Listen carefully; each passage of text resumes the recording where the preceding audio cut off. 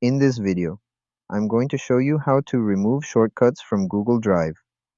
First, open your preferred browser by left-clicking on the browser icon. In the search bar, type Google Drive and click Enter. Left-click the first link that appears. This will take you to your Google Drive homepage. Here you can see that there are files suggested on the homepage of your Google Drive. To fix this, the old method is as follows. In your Google Drive homepage, in the top right corner, left-click the Settings option. The Settings option is an icon that looks like a gear. After left-clicking on the gear icon, it will take you to the Settings tab. Here, in the old version of Google Drive, there was a setting labeled Remove Suggestions.